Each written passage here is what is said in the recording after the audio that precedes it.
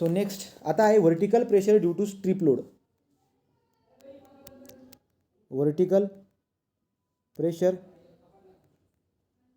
Due to strip load. Vertical pressure due to strip load. आता vertical pressure due to strip लोडबद्दल काय discussion करायचं बरं का. Vertical pressure due to strip लोडबद्दल डिस्कशन काय करायचं आहे लक्षात घ्या. तर आपल्यामध्ये आपल्याला कळून जाईल काय की जो काही आता प्रेशर काढायचा आहे तो स्ट्रीप लोड असणार आहे. आता स्ट्रीप लोडमुळे मला काढायचं आहे. स्ट्रीप लोड जमिनीवरती स्ट्रीप लोड लागलेला असेल त्याच्यामुळे मला कॅल्क्युलेशन करायचं आहे. आता सगळ्यात अगोदर स्ट्रीप लोड म्हणजे काय, स्ट्रीप कोणाला म्हणतो, पुढे जाऊन आपल्याला स्ट्रीप फुटिंग शिकायची आहे. तर स्ट्रीप फुटिंग जी काही असणार तिचं वजनमुळे एखाद्या पर्टिक्युलर डेप्थला मला प्रेशर फाइंड आउट करायचा आहे, व्हर्टिकल प्रेशर.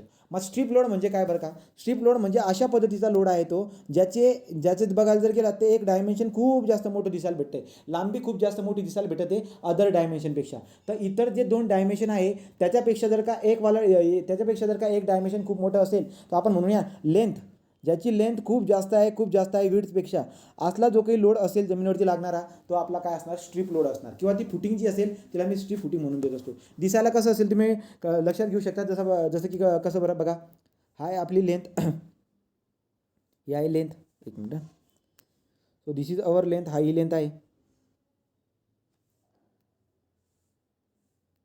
ही आहे आपली स्ट्रीप फुटिंग. समजा ही स्ट्रीप फुटिंगच आहे. इथे पुढे अजून असेल ती कंटिन्युएशन पुढे. तर हे काय बरं का, ही आपल्याला दिसायला भेटते स्ट्रीप फुटिंग. तर स्ट्रीप फुटिंगचे एक डायमेन्शन खूप जास्त असतं त्याच्या क्रॉस सेक्शनपेक्षा, ती असते आपली स्ट्रीप फुटिंग. तर अशापणे 3D मध्ये तुम्ही बघू शकतात की जमिनीवरती असा काहीतरी लोड ठेवून दिला आहे गड्या. हा आपला असा काहीतरी एक लोड ठेवून दिलेला आहे. हा जमिनीवरती असा काहीतरी एक लोड ठेवून दिला आहे. तर this is our what, strip footing. तर ही स्ट्रीप फुटिंग मला दिसायला भेटत आहे. या जर बघायला गेला तर ही आहे विड्थ, ही विड्थ, आणि ही आहे इकडची लेंथ. तो लेंथ असेल तिकडे काही तर right. L is greater than, much greater than B. अशा पद्धतीने हे असतं आपलं स्ट्रीप फुटिंग. तर या स्ट्रीप फुटिंगमुळे येणारा लोड मला बघायचा आहे. आता कशा पद्धतीने गोष्टीला कॅल्क्युलेशन करायचं आहे लक्ष द्या.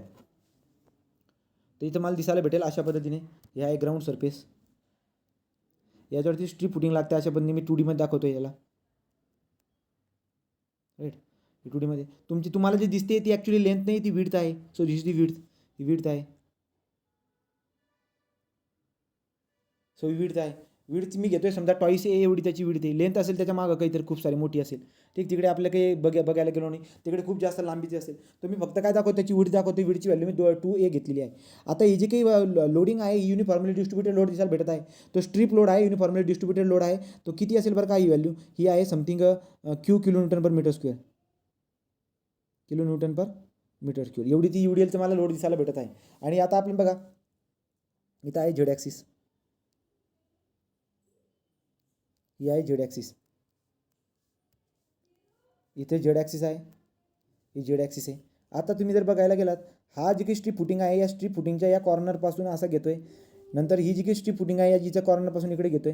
तर लक्षामध्ये काय होऊन जाते माहिती आहे का, की जिकडे पण कुठे काही हे असेल, समजा मी काय करतोय बरं का, पर्टिक्युलर पॉईंट माझा इथे हा P पॉईंट आहे. या पर्टिक्युलर पॉईंटला मला फाइंड आउट करायचं आहे, राईट. या पर्टिक्युलर पॉईंटला आपल्याला काय करायचं आहे, स्ट्रेसेस कॅल्क्युलेट करायचं आहे. तर तुम्ही इमॅजिन करा जमिनीवरती कुठेतरी स्ट्रीप फुटिंग पडलेली आहे आणि कुठेतरी दूरवरती तुम्हाला त्या जमिनीमध्ये पॉईंटवरती, हा दूरवरती, राईट का, तो ही झेड ॲक्सिस मी इथून घेतोय, ही झेड ॲक्सिस आहे आपली, राईट. इथे कुठेतरी पॉईंट आहे, स्ट्रीप फुटिंग कुठेतरी लांबवर आहे, जरा लांबवर आहे, अशा पद्धतीने दिसायला भेटते. तर जो काही आपला व्हर्टिकल ॲक्सिस सोबत जो पॉईंटवाला होता ना, या व्हर्टिकल ॲक्सिस सोबत या कॉर्नरनं जो अँगल केलेला आहे याला मी β1 म्हणतो समजा.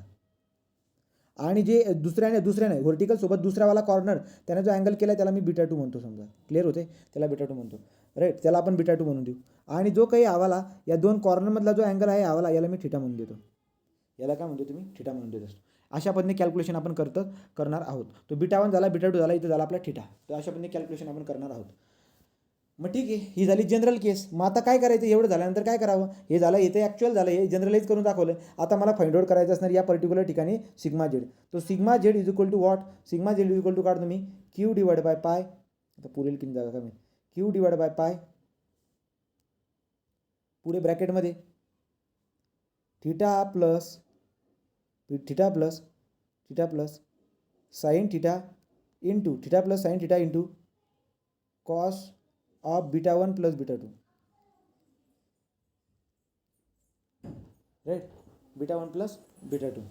आलं लक्षामध्ये. तर theta plus sine theta into cos of beta 1 plus beta 2 अशा पद्धतीने ही टर्म असेल. याला मल्टिप्लाय काय केलं मी क्यू बाय पाय, याला मल्टिप्लाय केलं मी क्यू बाय पाय. तर हे असेल सिग्मा झेडचा फॉर्म्युला.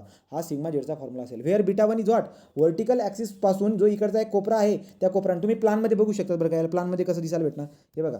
पर्टिक्युलर पॉईंट इथं आहे आणि स्ट्री फुटिंग ही वाली बघा, ही एकदम मोठी स्ट्री फुटिंग आहे. ही स्ट्री फुटिंग आहे. तर ही स्ट्री फुटिंग मला दिसायला भेटते. तर स्ट्री फुटिंग आहे या पॉईंटपासून या पर्टिक्युलर पॉईंटपर्यंत हे जे काही अंतर असणार आपलं, ते अंतर आपल्याला काही कामाचं तर नाही बिलकुल. पण आपल्याला काय पाहिजे असेल, हे जमीन नाही जमीन, तो या ठिकाणी जमीन कुठेतरी इथे जे काही पॉईंट आहे, इथे वरती जमीन होता, हा पॉईंट आहे, ते व्हर्टिकल ॲक्सिस आहे. आणि इकडे कुठेतरी ती स्ट्री फुटिंग होती, इकडे कुठेतरी स्ट्री फुटिंग होती. आता कॉर्नर हे लागणार आहे मला, हे वाले कॉर्नर मला लागणार आहे. हा झाला बीटा 1, हा झाला बीटा 2, राईट. आणि या दोघं कॉर्नरमधला अँगल थिटा. ते या गोष्टी मला भेटून गेल्यात समजा. तर त्याच्यानुसार मी कॅल्क्युलेशन करून टाकत असतो. फॉर्म्युला तुम्हाला सांगून दिला. Sigma Z is equal to Q by pi theta plus sine theta into cos beta 1 plus beta 2. On that basis आपण हे कॅल्क्युलेशन करून टाकत असतो, right. So therefore next आता पुढे काय करणार बरं आता आपण, हे झालं.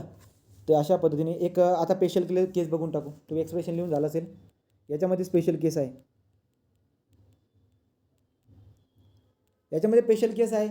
केस काय बरं का, स्पेशल केस काही नाही आहे. आता जो काही पर्टिक्युलर पॉईंट होता तो कुठेतरी लांबवर होता, स्ट्रीप फुटिंगपासून कुठेतरी लांबवरती होता. आता आपल्याला काय करायचं आहे, बरोबर त्या स्ट्रीप फुटिंगच्या बरोबर मिडलमध्ये खाली बॉटममध्ये तिथं कुठेतरी असेल. म्हणजे काय, इथं स्ट्रीप फुटिंग मी ठेवलेली, ही आपली विड्थ दिसायला भेटते, राईट. इकडे कुठेतरी लेंथ असेल, याच्या बरोबर खाली या पर्टिक्युलर पॉईंटच्या खाली मला इथं कुठेतरी मला काय म्हणलेलं पी काढून दाखवा. या अलॉंग द लेंथ काय असेल ना ती याच्या खाली मला फाइंड आउट करायला लावलेलं आहे. तर आता विचार करा बरं का, जर का ही व्हर्टिकल ॲक्सिस मी मानतोय, जर याच्या खाली काढायला लावतो म्हणजे व्हर्टिकल ॲक्सिस झाली आपली, राईट. हे अँगल किती असेल, हा काहीतरी अँगल येईल, हा अँगल काहीतरी येईल, या दोघांमधला अँगल किती असतो, थिटा.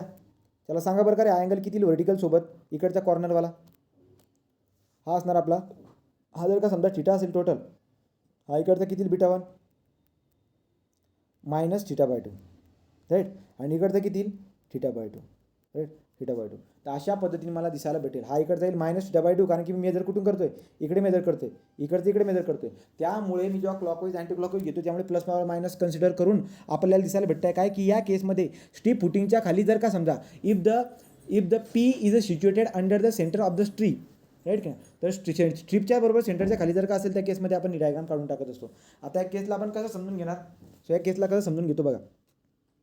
माझ्या लक्षामध्ये आलं की जो काही B1 होता, so beta 1 is equal to minus theta by 2 and beta 2 is equal to what, दुसऱ्या कॉर्नरपासून व्हर्टिकल ॲक्सिसपर्यंत जो काही अँगल आहे हा झाला आपला theta by 2. So therefore sigma Z is equal to, sigma झेडचा फॉर्म्युला काय होता आपला, general formula q by pi theta plus sine theta into cos of beta 1 plus beta 2. आता मला तुम्ही सांगा, बीटा 1 प्लस बीटा 2ची व्हॅल्यू काय होऊन जाईल बरं का रे, बीटा 1 प्लस बीटा 2ची व्हॅल्यू काय होऊन जाईल,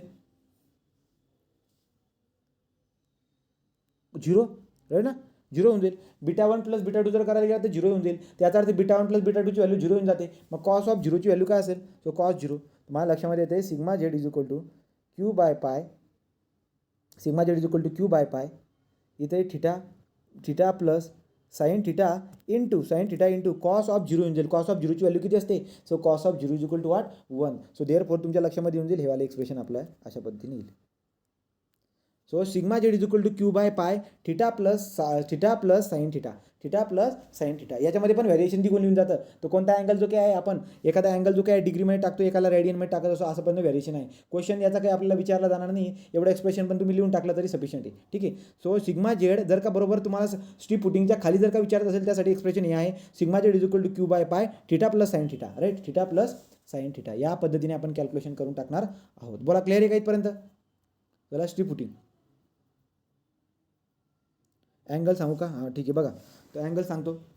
हे जे काही आहे, this is our what ground surface. इथं आहे स्ट्रीप, ही स्ट्रीप फुटिंग आहे म्हणे. याची फक्त आपण विड्थ बघत आहोत, लेंथ काही आपण लक्षामध्ये घेतली नाही. तर लक्षामध्ये काय येते आपल्या, की जर का समजा मी ही व्हर्टिकल ॲक्सिस आहे, ही झेड ॲक्सिस, पर्टिक्युलर पॉईंट प्लानमध्ये जर बघितलं तर कसं दिसायला भेटते, ही काहीतरी स्ट्रीप फुटिंग असेल, ती इकडे कुठेतरी पॉईंट असेल, तो हेवाला काही अंतर दिसायला भेटते, हेवाला काहीतरी लांबवरती, तो लांबवरती म्हणजे प्लानमध्ये बघतात ना, वरून बघतायत तुम्ही, तर पॉईंट कुठेतरी लांब आहे, स्ट्रीप फुटिंग इकडे आणि तो पॉईंट कुठेतरी लांबवरती, राईट. तर तेवाली केसमध्ये आपण बघत असतो. मग मी काय करणार, मी जे काही आहे या कॉर्नरपासून इथला अँगल बरोबर या डेप हेवाला मेजर करून घेतो. तर व्हर्टिकल ॲक्सिस इथं आहे. व्हर्टिकल ॲक्सिसपासून पहिला कॉर्नरचा अँगलला बीटा 1 म्हणतो. दुसरा जो कॉर्नर असेल तर स्ट्रीप फुटिंगचा बघा हा वाला कॉर्नर याच्यासोबत हेवाला अँगल मेजर करतात. खालून तिथून एक अँगल मेजर करणार. जे प्लॅनमध्ये बघताय ते प्लॅनमध्ये करणार नाही. आता 3Dमध्ये इथं हे बघा असं इकडचा पण अँगल मेजर करतो. तर व्हर्टिकलसोबत जो काही मी दुसऱ्या कॉर्नरचा अँगल मेजर केला आहे तो बीटा 2 आहे, हा बीटा 1 आहे. क्लिअर झालं इथपर्यंत? सांग इथपर्यंत क्लिअर झालं ना? Beta 1 beta 2 right. पुढे काय करणार? आता इतर झाली होती साधी केस. आता पुढची केस काय होती? पुढची केस ही होती.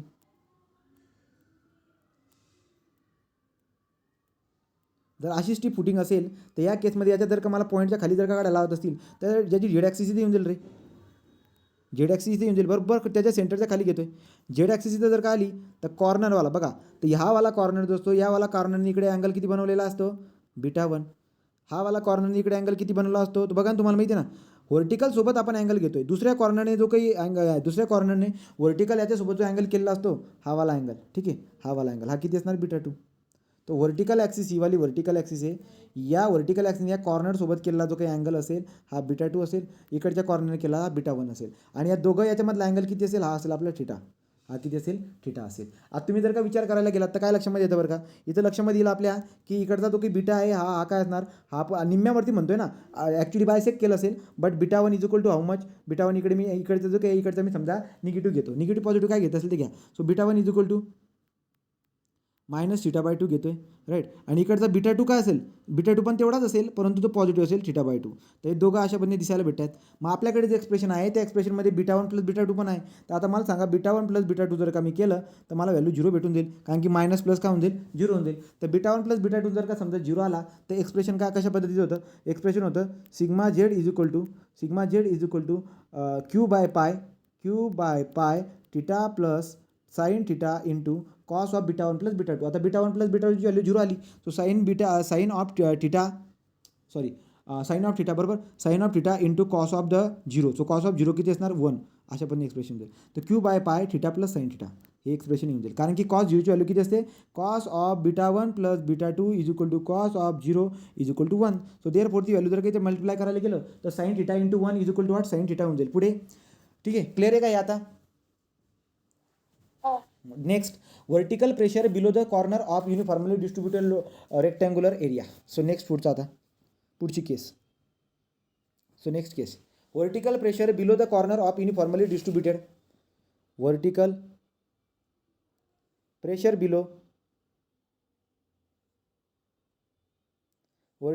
Below the corner of uniformly distributed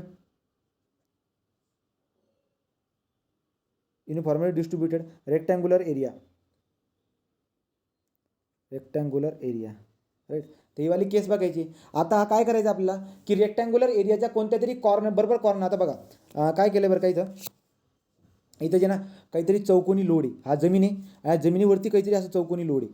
हे चौकोनी लोड आहे. आता हे चौकोनी लोड आहे ठीक आहे. ही जमीन आहे आपली. ही जमीन चौकोनी लोड आहे ठीक आहे. आणि मला काय म्हटलेलं आहे तुम्ही प्रेशर फाइंड आउट करा. व्हर्टिकल प्रेशर बरोबर या कॉर्नरच्या खाली या कॉर्नरच्या खाली मला कॉर्नरच्या खाली बरोबर सिग्मा झेड फाइंड आउट करायचं आहे. मला कॉलमच्या खाली सिग्मा झेड फाइंड आउट करायचं आहे. समजा मी आवाला घेतला हा झाला आपला. समजा या ठिकाणी मला सिग्मा झेड फाइंड आउट करायला होतात. सिग्मा झेड व्हर्टिकल डिस्टन्स किती असेल?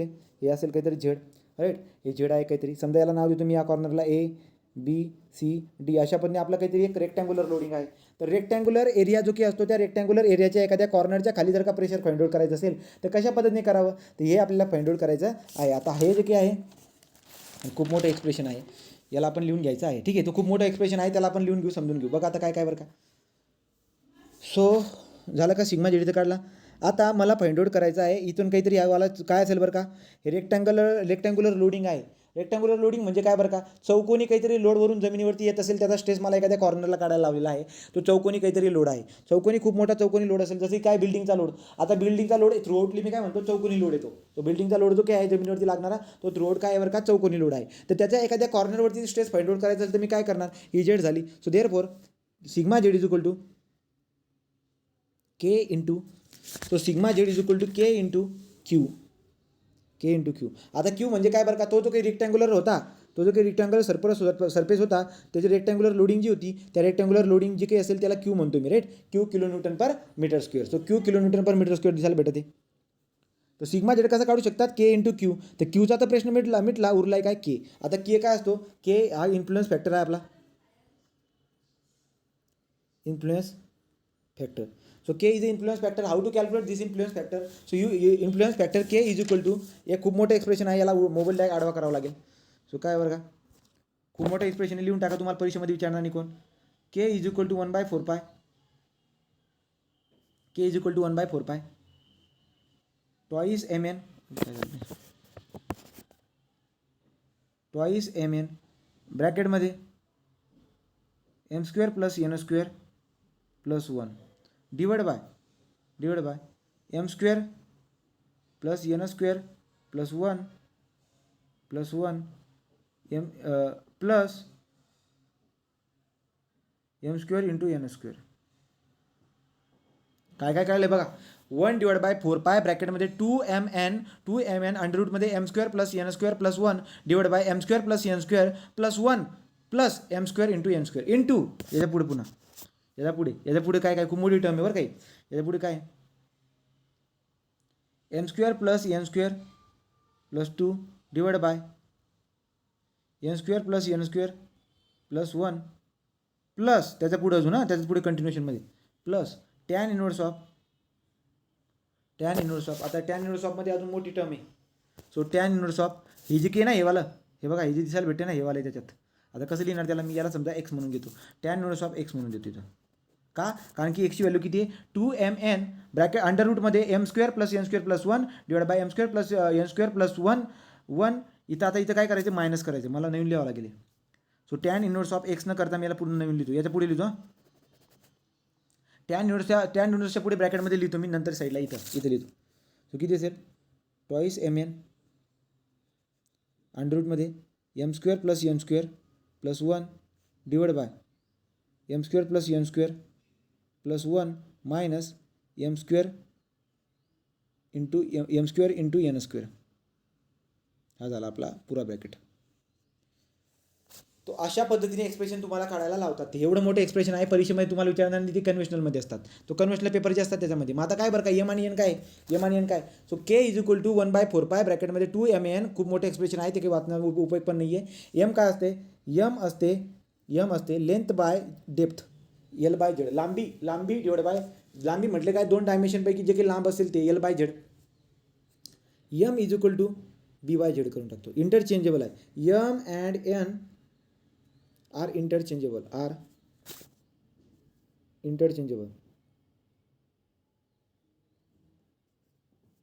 एम आणि एन काय इंटरचेंजेबल आहे. इंटरचेंजेबल म्हणजे काय बरं का, जर मी समजा एल असं लिहून दिलं तुम्हाला, M is equal to L/2 म्हटला, N is equal to B/Z म्हटलं, पण चुकून माझ्याकडून असं झालं असतं M is equal to B/Z, तर काही प्रॉब्लेम नाही आहे, चाललं असतं. का, कारण की एक्सप्रेशनच बघून घ्या. एक्सप्रेशनमध्ये जसं की गुणाकार वगैरे करतोय, 2 गुणिले 2 4च होतील, राईट का, किंवा 2 गुणिले 3 6 होतील, 3 गुणिले 2 पण 6 होतील. सेम त्यासारखी कहाणी दिसायला भेटत असते. त्यामुळे एम आणि एन काय अल्टरनेट करू शकतात तुम्ही. तर एमची व्हॅल्यू जर का समजा तुमच्याकडून असं झाली, M is equal to L/2 घेतली, N is equal to B/2 झाली, चालेल, असं केलं तरी चालेल. किंवा समजा M is equal to B/2 नाही, sorry L/Z depth. So L/Z B/Z अशा पद्धतीने. जर उलटं पण झालं माझ्याकडून, समजा काय M is equal to B/Z झाला समजा आणि N is equal to L/Z, तरी काही प्रॉब्लेम नाही आहे, because M and N are interchangeable. बघून घ्या, एक्सप्रेशनमध्ये तुम्हाला कळून जाईल. झालं. मग याचा हे झालं जनरल केस. हे तर जनरल केस झाले की sigma Z is equal to what, K Q. आता के ते वाट ठीक आहे, पण बोजनीशी सांगितलेला एवढा मोठा फॉर्म्युला तो तर त्याला अवघड होता, त्याच्यानं काही जमलंच नाही आपल्याला. मग आता काय करावं लागेल बरं, आता आपल्याला काय करावं लागेल, ठीक आहे हे झालं. आता आपण केस बघूया. सो केस नंबर 1, याच्यामध्ये आपण केस बघणार आहोत. केस कोणती, फर्स्ट केस याच्यामध्ये केस आहे, if point load P light inside the loaded area. If point load P lies inside the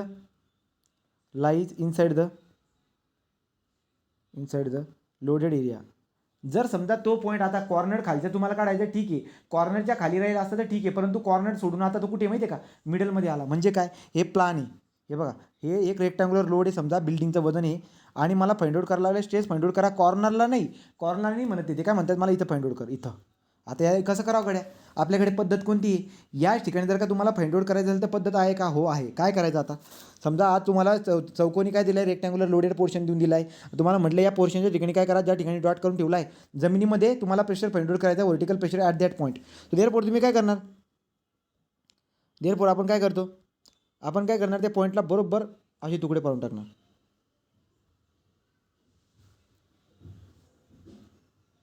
हे झाले, असे तुकडे पाडून टाकणार. तर असे तुकडे जर का समजा मी पाडून टाकले, त्याच्यावरून काय दिसायला भेटेल बरं का, आपल्याला 4 तुकडे होऊन गेलेत.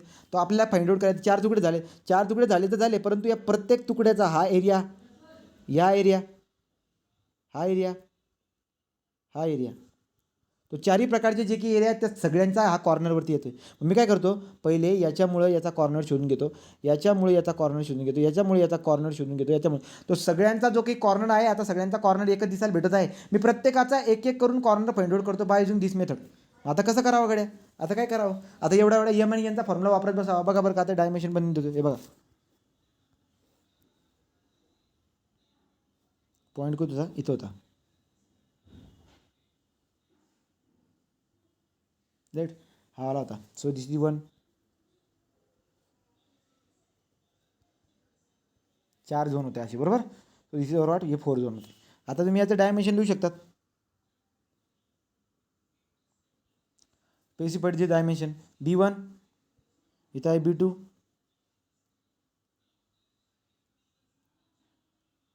आहे L1, आवरचा L1, हा L2, अशा पद्धतीने दिलेला आहे.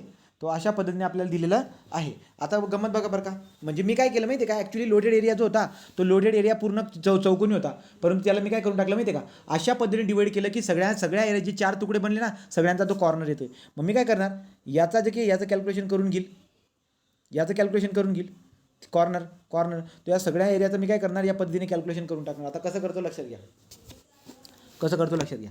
जो 1 लोडेड एरिया, आता 4 करून टाकले मी डायरेक्ट 4, त्या 4 पैकी पहिला जो लोडेड एरिया आहे त्याचा सिग्मा झेड कसा काढणार मी, टोटल सिग्मा झेड काढतो direct. Sigma Z is equal to कसं काढणार, Q इंटू K1, बरोबर.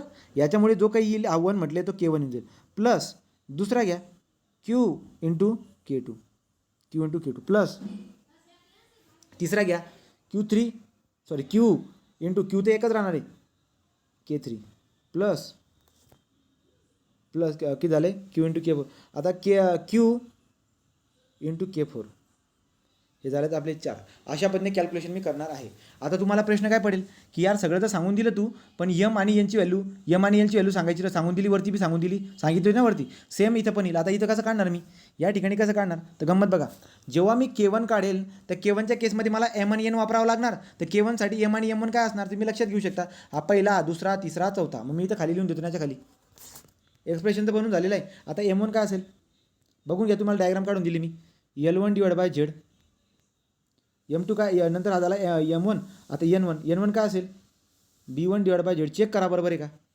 M2 काय असेल, M2 is equal to L1 divide by Z, N2 is equal to B2 divide by Z, झालं. नंतर पुढे M3 is equal to L2 divide by Z, N3 is equal to B2 divide by Z, right. आणि पुढे M4 is equal to L2 is equal L2 by Z divide by, झालं काय Z, आणि N4 किती आहे, N4 आहे B1 divide by Z. Check करून घ्या बरोबर आहे का. जो पूर्ण तुम्हाला मी ती डायग्राम काढून दाखवली होती, L1 L2 B1 B2 पण मेन्शन केलं होतं, त्या पद्धतीने M1 M2 M3 अशा पद्धतीने कॅल्क्युलेशन करून टाकणार. आणि सगळ्यांच्या मदतीने तुम्ही काय करून टाका, सिग्मा झेड फाइंड आउट करून टाका. कशा पद्धतीने, sigma Z into Q into K1 plus Q into K2 plus Q into K3, K1 K2 K3 K4 काढून टाका, तुम्हाला ते भेटून जाईल. लक्षामध्ये हे कशासाठी होतं बरं का, की जेव्हा point P lies inside the loaded area, जेव्हा पॉईंट P जो आहे ना तो लोडेड एरियाच्या मध्ये असेल, कॉर्नरवरती राहणार नाही, तो इनसाइड द लोडेड एरिया असेल. So if the point P lies inside the loaded area, त्यासाठी एक्सप्रेशन आणलं. कळालं का इथपर्यंत, इथपर्यंत क्लिअर आहे. ठीक, नाव दुसरी केस याच्यामध्येच. सो सेकंड ऑफ द केस, याच्यामध्ये दुसरी केस काय, if point P lies outside if point P lies outside the rectangular loaded area, outside the rectangular loaded area, point P lies outside the rectangular loaded area, त्या केसमध्ये कसं calculation करायचं ते पण discuss करून घेऊ. तो काय असेल बघा, म्हणजे आता रेक्टँग्युलर लोडेड एरिया कोणता आहे आपला, हा वाला आहे, आणि ना त्याच्या कॉर्नरवरती आहे ना मिडलमध्ये असलं असतं मी त्या पॉईंटला बरोबर चौकोन करून टाकलं असतं. इथं जर राहिलं असतं तर मी असं करून टाकलं असतं, याचा याचा याचा याचा सगळ्यांचा इन्फ्लुअन्स घेतला असता आणि प्लस करून टाकलं होतं. K into K1 q into K1 Q2 into K2 Q3 into अशा पद्धतीने करून आपण चालेंचा कॉर्नरवरती काढून टाकला होता. पण आता मॅटर काय झाला, आता मॅटर असा झाला, दुसरी कंडिशन काय येऊन गेली, दुसरी कंडिशन येऊन गेली की जो काही लोडेड एरिया आहे, लोडेड एरिया हा वाला आहे आणि मला पॉईंट म्हणून दिलं इथं, ना कॉर्नर ना आतमध्ये इथं पॉईंट बनतो. आता म्हणताय मला सिग्मा जेड फाइंड आउट करून दाखवा. तर आता काय करायचं आपण माहिती आहे का, याला समजा इथं ठेवलेलं आहे, काय चाललं आहे, इथं कुठेतरी पॉईंट आहे, इथं जर पॉईंट असेल तर मी काय करणार माहिती आहे का, त्याला मी मोठा जो आहे ना,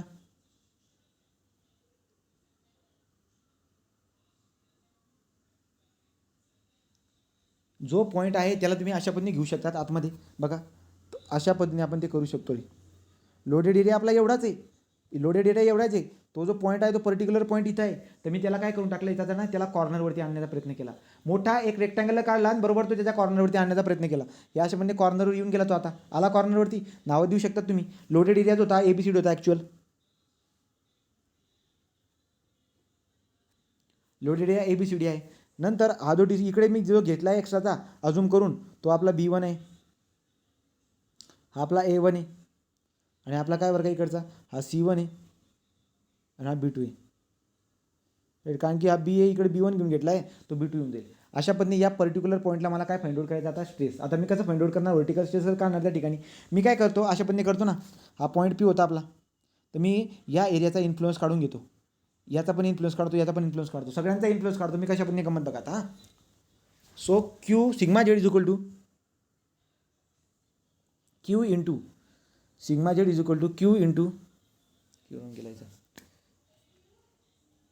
क्यू इंटू ब्रॅकेटमध्ये बघा रे काय करतो. हां, आता इन्फ्लुअन्स काढतो मी पुऱ्या मोठ्या चौकोनचा. ॲक्च्युली पुरा मोठा चौकोन नव्हता, लोडेड एरिया फक्त एवढाच आहे, एवढा लोडेड एरिया आपला, राईट. पण मी काय करतोय बरं का, पूर्णसाठी काढतोय. मी कसा काढणार इन्फ्लुअन्स फॅक्टर, इन्फ्लुअन्स फॅक्टर के कशासाठी काढणार, PA1 DC1 आलं लक्षामध्ये.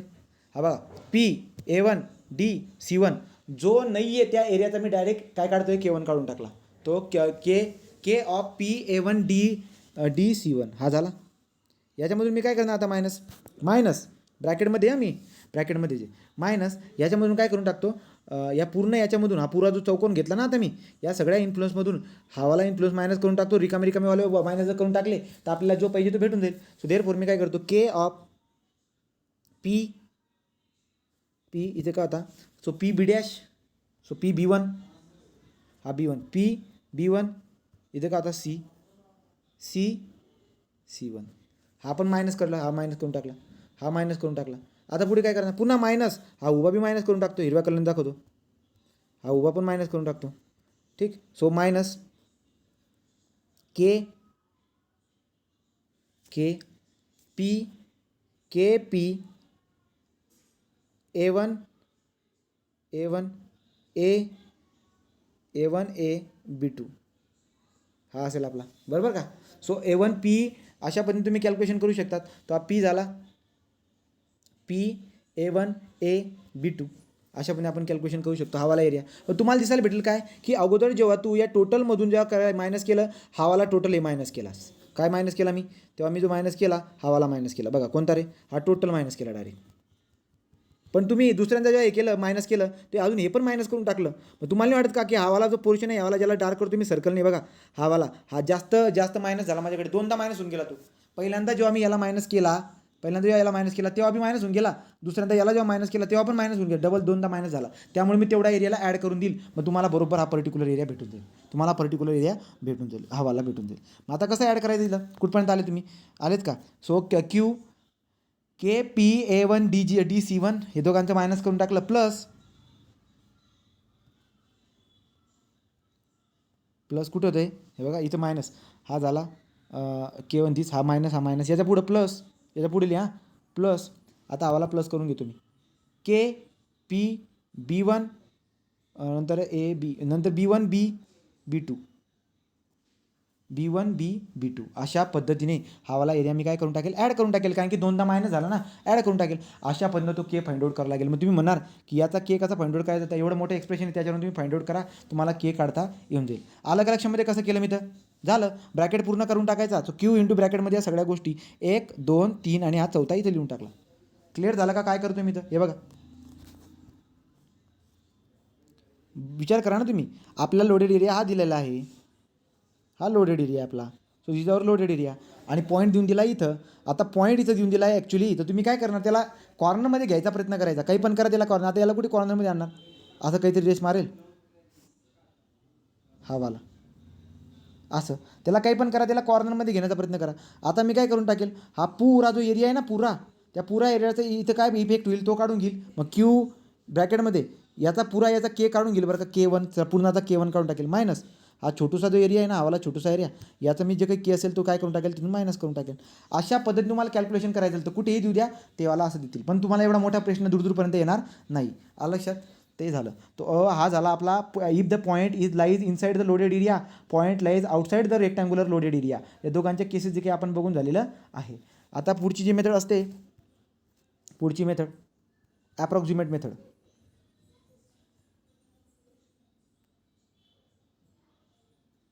ॲप्रॉक्सिमेट मेथड जी काय आहेत सोप्या आहेत ॲप्रॉक्सिमेट मेथड, पण आता मी सोडतो तुम्हाला, कारण की मला क्लास एक ठीक आहे थांबून घेतो इथं. उद्या आजच करायचं होतं कंप्लीट, पण टाईमचा प्रॉब्लेम होतो आहे, थांबून घेतो आज रे. इथं कुठे गेला तर ॲप्रॉक्सिमेट मेथड बाकी आहे. आणि पुढची एक मेथड आहे अजून ॲप्रॉक्सिमेट मेथड, नंतर जी की आहे आपली इन्फ्लुएन्स डायग्राम जी आहे, इन्फ्लुएन्स चार्ट मेथड आहे. या 2 पद्धती बाकी, 2-3 पद्धती होऊन जाईल. चला.